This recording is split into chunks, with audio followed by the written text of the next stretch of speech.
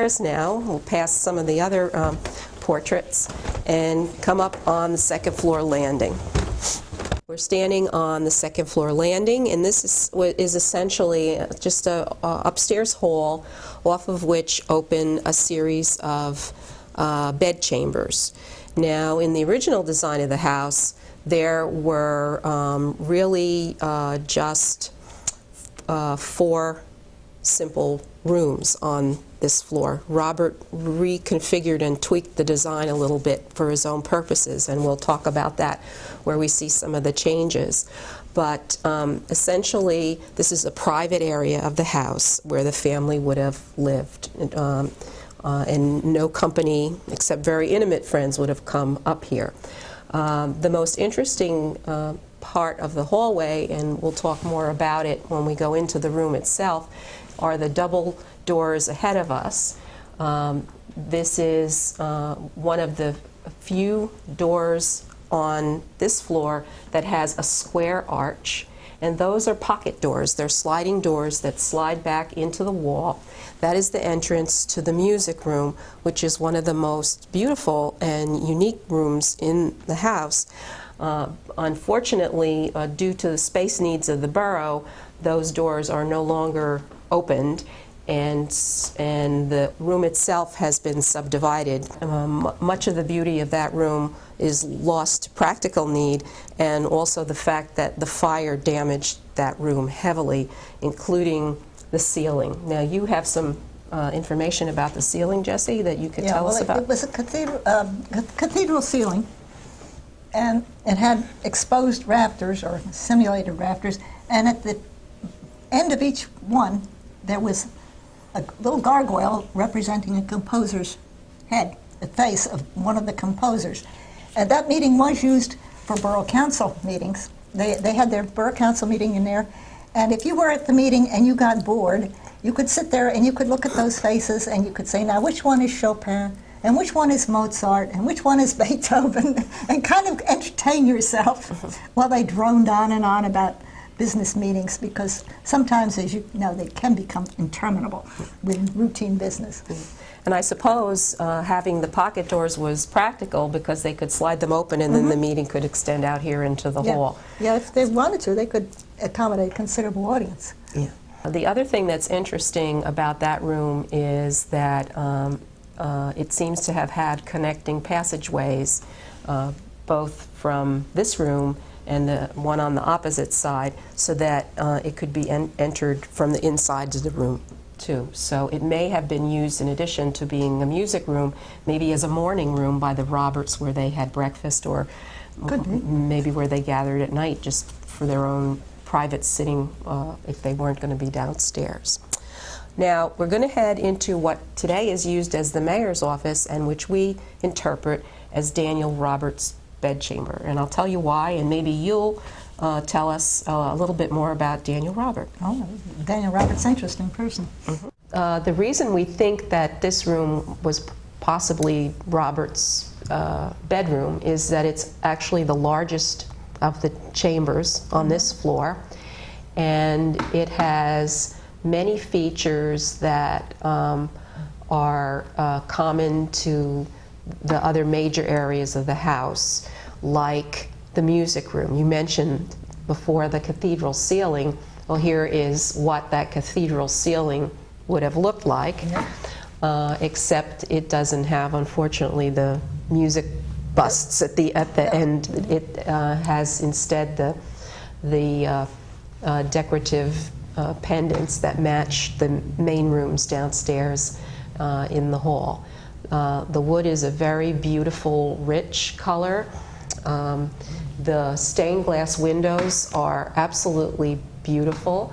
If this is a castle home, you could easily imagine the king residing here because of the very beautiful windows. This is a very large, round rose window. The color scheme is mostly blue, although it has touches of mauve, which is, I guess, one of the popular Victorian colors in the late 1800s. The room has pretty much all of its original woodwork. We're very lucky the fire didn't do much damage here. The picture rails on the wall are an addition. They wouldn't have been here originally. The room was redecorated during the Hall administration with private donations.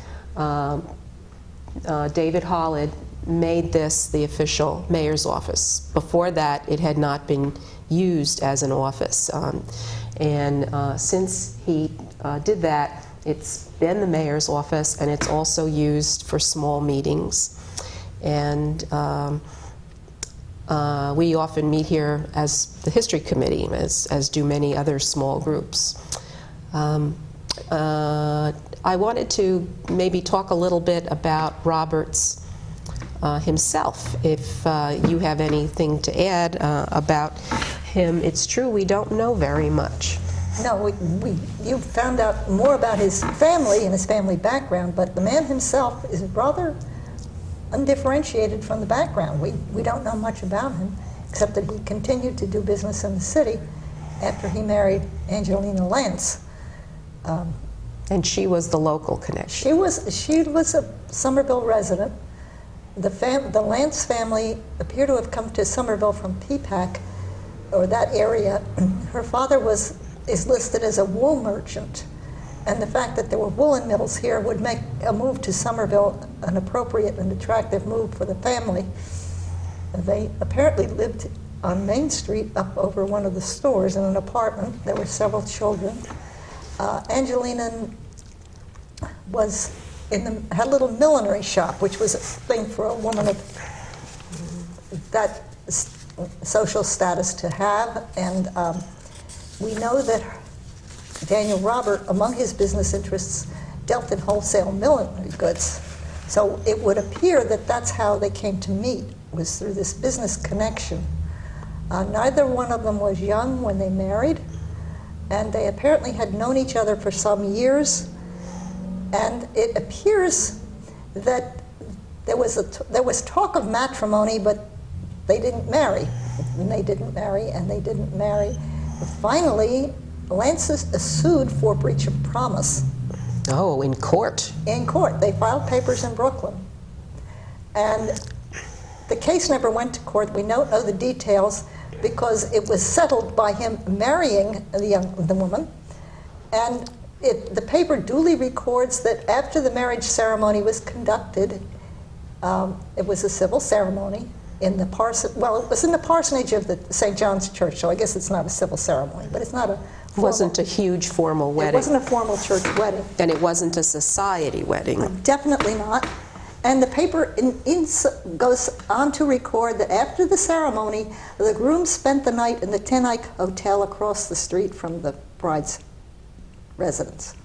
So we can conclude whatever we want from that, but the couple did continue to live here together throughout their lives. They traveled together extensively after they were married. They went to Europe, they went to Mexico, they went all over. They spent very little time here. They spent some time in Somerville, but they would go to Florida in the winter. And they were not active in the social life of Somerville whatsoever that we can determine. They sort of kept to themselves. Mm. So that's what I can tell you about the family. And Robert actually died in New York. His family were well-to-do. They were French Huguenots from Long Island, and he had inherited the job of managing the family business. And there was real estate, as I conclude, that he managed those, and he would travel into the city regularly, which was not hard to do from Somerville. You could commute on the train. It was becoming the thing to do at that point.